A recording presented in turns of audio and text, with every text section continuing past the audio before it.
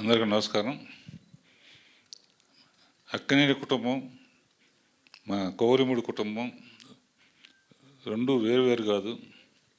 మెడ్రాస్ నుంచి మా నాన్నగారు టైం నుంచి మళ్ళీ నాగార్జున, నేను, ఈ కుటుంబం కలిసే ప్రయాణం చేసాం.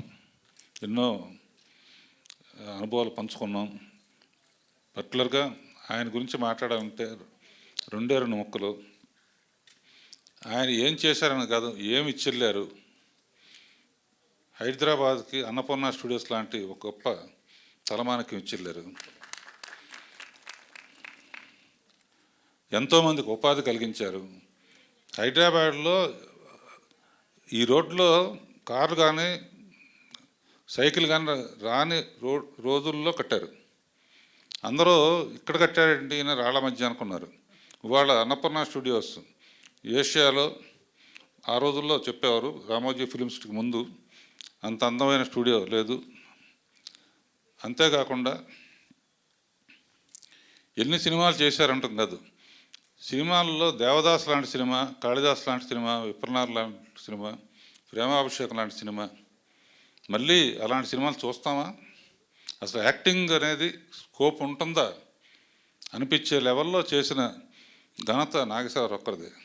అంతేకాకుండా ఈ జనరేషన్ ఆఫ్ ఆర్టిస్టులకు కూడా ఆ రోజుల్లోనే నాగేశ్వరరావు, రామారావు కలిసి వరదలు వచ్చినా, ఏ కష్టం వచ్చినా కూడా జోలి పట్టుకుని రోడ్లెమ్మట తిరిగి డబ్బులు పోగు చేసి ఇచ్చారు.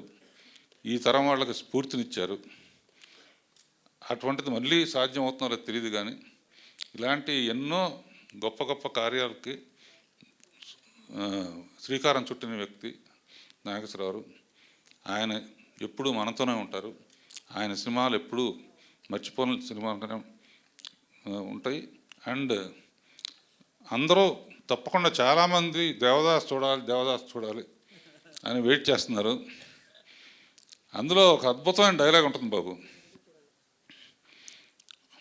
బాధగా లేదా అంటే, బాధపడితే ఏమొస్తాయి, రెండు కన్నీటి బుట్టే కదా అంటే. రెండు మాటల్లో అద్భుతమైన స్క్రీన్ ప్లే డైలాగ్స్ ఉండేవి అన్నమాట. అలాంటి సినిమాలు మళ్ళీ రావాలని కోరుకుంటూ నాగేశ్వరరావుని మరీ తలుచుకుంటూ సెలవు తీసుకుంటున్నాను. తండ్రి కొడుకులతో చేసే అదృష్టం కూడా నాకు కలిగింది. రామదాస్లో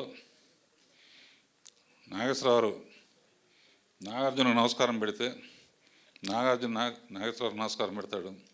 ఏంటి ఈ షాట్ అన్నాడు ఆయన. గురువుగానేమో నాగార్జున నమస్కారం పెడుతున్నాడు. తండ్రిగా కుటుంబం చూసుకోవాల్సిన బాధ్యత నీదే బాబు అని ఆయన నమస్కారం పెట్టాడు అనమాట. ఆ ఉద్దేశంతో తీశాను ఆ షాటు. ఇప్పటికీ మర్చిపోలేని షాట్ అది. And I'm very lucky to do with father and son. And next generation చూస్తాం, వెయిట్ చేద్దాం. All the best. ఆయన ఎక్కడున్నా మనతోనే ఉంటారు.